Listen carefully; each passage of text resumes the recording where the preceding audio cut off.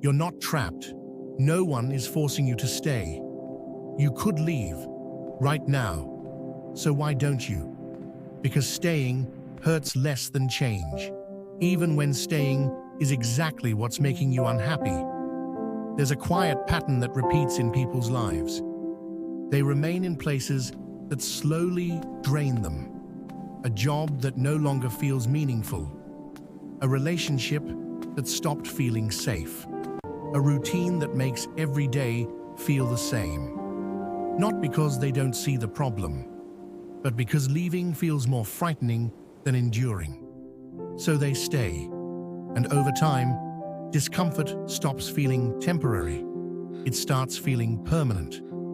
You wake up, move through the day, go back to sleep, telling yourself tomorrow will be different. But tomorrow arrives carrying the same weight.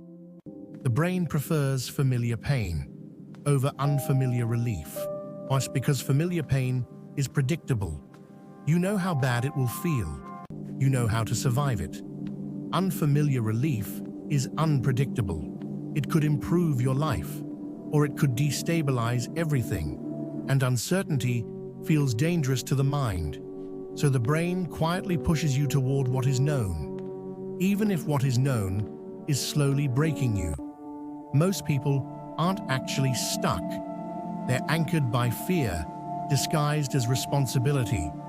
They say it's complicated. They say it's not the right time. They say they need to be stronger first.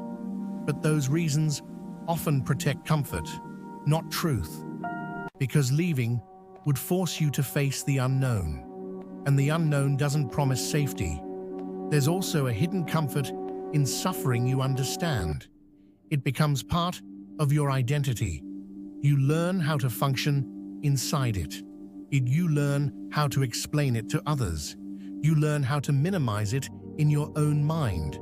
Leaving would mean stepping outside a story you've lived in for years.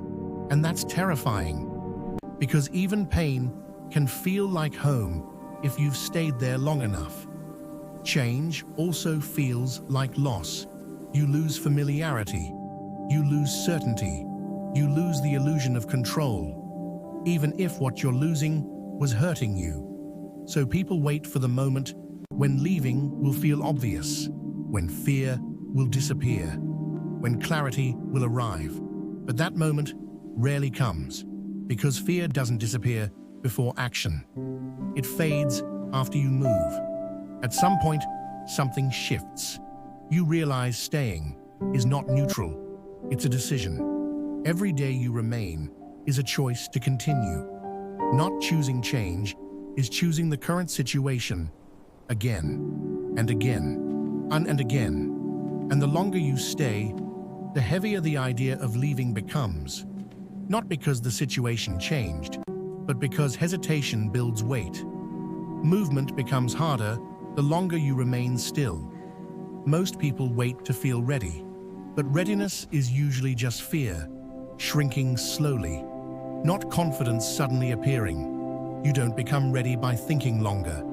You become ready by moving, even if the step is small, even if you're unsure, even if your voice shakes, because clarity rarely arrives first. Action creates it. Once you move, the imagined consequences often feel smaller than the anticipation. You start realizing the door was never locked. You were just afraid to touch the handle. You're not stuck. You're standing in front of a door you're afraid to open. And the longer you wait, the heavier it feels. Not because it changed, but because hesitation adds weight. The moment you step through, you'll realize something surprising. The thing keeping you there wasn't chains, it was fear. And fear only controls you while you're standing still.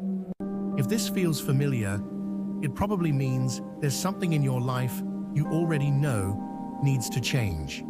Awareness doesn't force action, but it makes avoidance harder. Subscribe to Emotions and Decisions for videos that explore the psychology behind why we stay, why we leave, and why change feels so difficult. Because understanding yourself is the first step toward changing your life.